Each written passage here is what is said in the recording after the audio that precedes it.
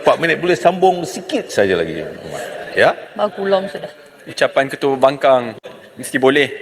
Terima kasih. Saya meneliti ucapan Yang Amat Berhormat Perdana Menteri dan kritikannya terhadap Wawasan Kemakmuran Bersama. Cuma ia agak pelik kerana dengan kritikan tersebut, walhal pada tahun 2018-2019, Yang Berhormat Perdana Menteri turut merupakan ahli parlimen kerajaan yang turut mendukung dalam ucapannya Wawasan Kemakmuran Bersama ini.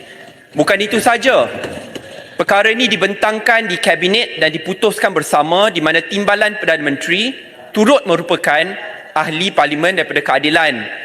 Ada ramai lagi menteri-menteri lain yang turut merupakan menteri pada hari ini. Walhal boleh dikatakan, oh ini hanya ciptaan barat, World Bank. Saya rasa itu tidak jujur. Cuma persoalan tambahan saya, kalau nak kritik Wawasan Kemakmuran Bersama, persoalan yang diajukan oleh rakyat di luar sana, bagaimana pula belanjawan pada hari ini ataupun yang telah diguna pakai pada tahun ini?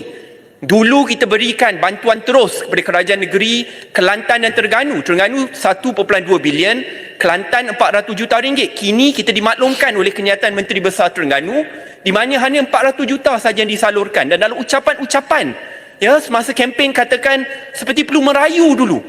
Kerana seperti ini adalah duit milik, hak milik peribadi, bukan duit milik rakyat. Mana kemakmuran bersama dalam bab ini? Dan sampai ke hari ini dengan izinnya belum terjawab lagi. Mengapa parlimen kerajaan diberikan setiap satu dapat 4 juta ringgit, pembangkang dapat kosong ringgit Malaysia? Jangan hukum rakyat. Terima kasih. Terima kasih Muak. Oleh kerana dah bangkitkan tentang isu WKB atau Wawasan Kemakmuran Bersama ni, memang betul Yang Amat Berhormat Tambun kata ini idea barat dan Bank Dunia.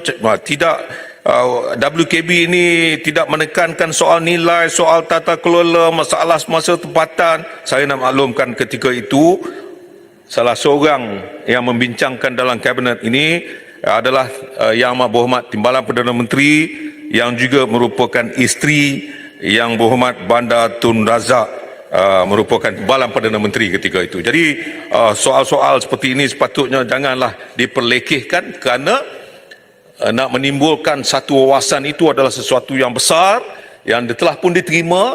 Ramai daripada mereka yang sekarang ini masih lagi di sebelah sana itu adalah mereka yang telah pun melulukan, seperti Seremban, Kota Raja, semua adalah kumpulan-kumpulan yang telah pun meluluskan wawasan ketika itu.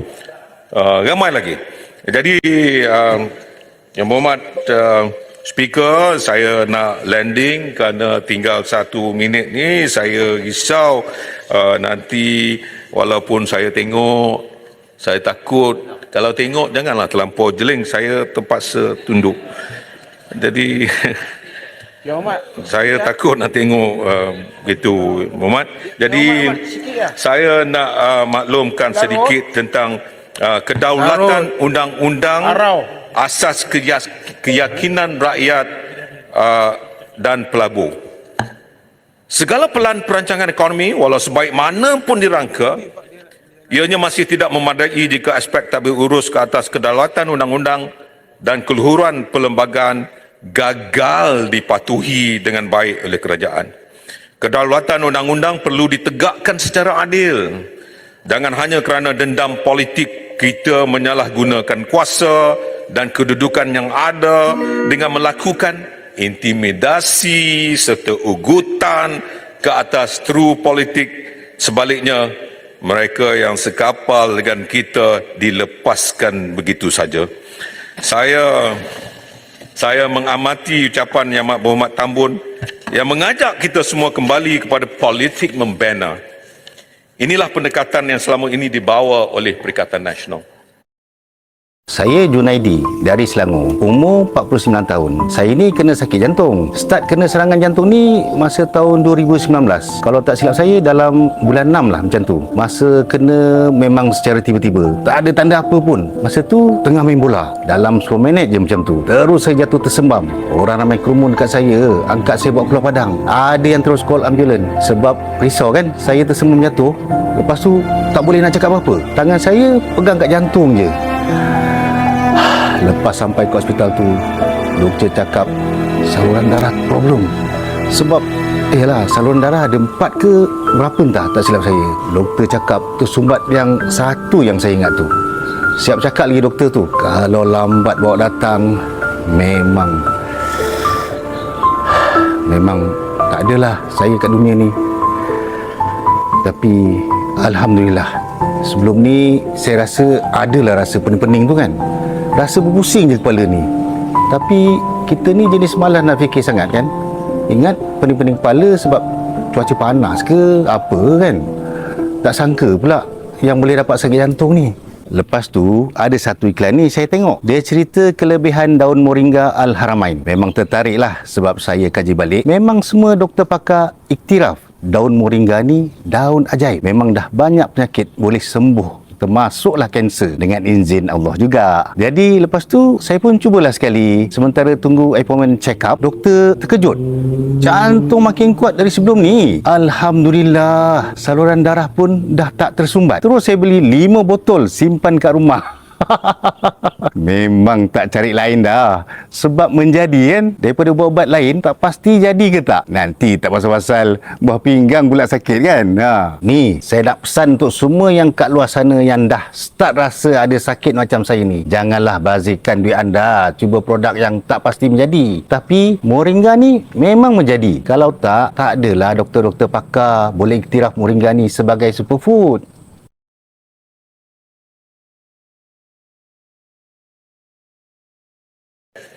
Inilah pendekatan yang selama ini dibawa oleh Perikatan Nasional. Sebelum berkuasa berjanji, kononnya akan memberi kebebasan bersuara kepada rakyat.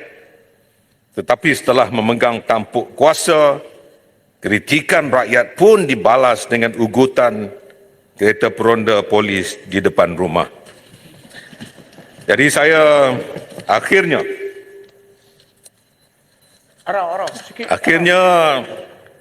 Tak cukup masa, Araf. Sila duduk.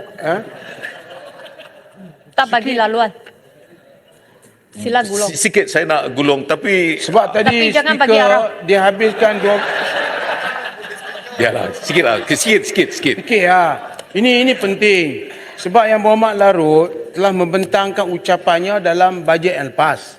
Kemudian bajet pada hari ini. Senampaknya ianya jatuh ke tong kosong.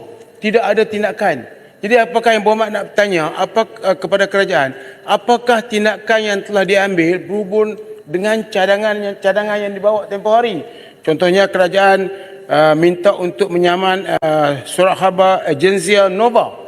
Kemudian banyak lagi yang telah dicadangkan. Yang Berhormat pembentangan hari ini menunjukkan Yang Berhormat layak untuk jadi Menteri Keuangan. Tak layak Menteri Dalam Negeri. Dalam Negeri bagi part kat saya. Ya. Jadi saya nak tanya, yang keduanya Yang Berhormat, ialah ini yang Berhormat Speaker marah ni. Nak tanya, ni last sekali. Ha. Yang Nova tu fake news. Menyebut bahawa orang-orang kaya melampau. Apakah yang bertanya kepada Yang Berhormat Tambun, siapakah orang-orang kaya melampau di negara ini? Berapa orang? Dan apakah sekarang ni bila kita mengutip cukai, berapa cukai yang telah didapatkan daripada orang-orang kaya melampau? Speaker, masa dah habis lah speaker. Kaya melampau, Arau. Speaker, masa dah habis. Tamatkan segera. Masa dah habis. Dah. Kita bagi ini pula, BBC pula. Masa dah habis. Yang Berhormat Speaker, Sila gulung. Yang Berhormat Speaker, saya ingin menutup kata Plato. The measure of a man is what he does with power. Kerajaan ini sudah menghampiri setahun, tapi masih banyak janji yang perlu ditunaikan. Sebab itu saya ingin berpesan kepada diri saya dan kepada kita semua agar mengambil pedoman dan iktibar daripada sabda Rasulullah sallallahu alaihi wasallam. Senyum speaker dengar. Mafhumnya, akan datang pada hari akhir zaman para pemimpin yang zalim, menteri-menteri yang fasik, para hakim yang melakukan pengkhianatan, dan para fuqaha yang berbohong. Sesiapa yang sempat berada di zaman tersebut, jangan kalian menjadi pengutip cukai, penyelia dan penguasa bagi mereka. Itu pesanan.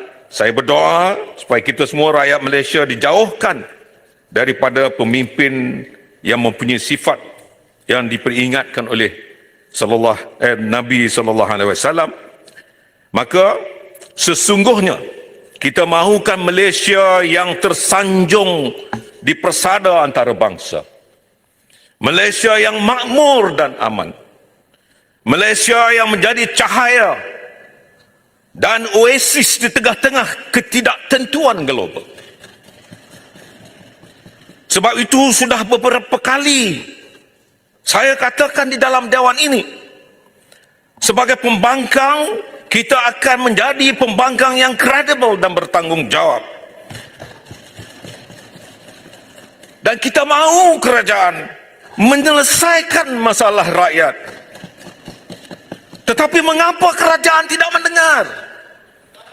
Mengapa bekalan beras tiada dalam pasaran? Mengapa kos sara hidup tidak ditangani dengan betul? Dan semua masalah ini dan banyak lagi tidak selesai sehingga hari ini. Patutlah rakyat berkata-kata, ada ayam, telur tiada. Ada padi, beras tiada. Ada sawit, minyak tiada. Ada tebu, gula tiada. Ada menteri serupa tiada. Akhirnya saya memetik pantun Pak Hamka. Setali pembeli kemenyan, sekupang pembeli ketaya. Sekali lancung ke ujian, seumur hidup orang tak percaya. Maaf jika ada yang terasa dalam dewan ini. Sekian, terima kasih Yang Berhormat Speaker.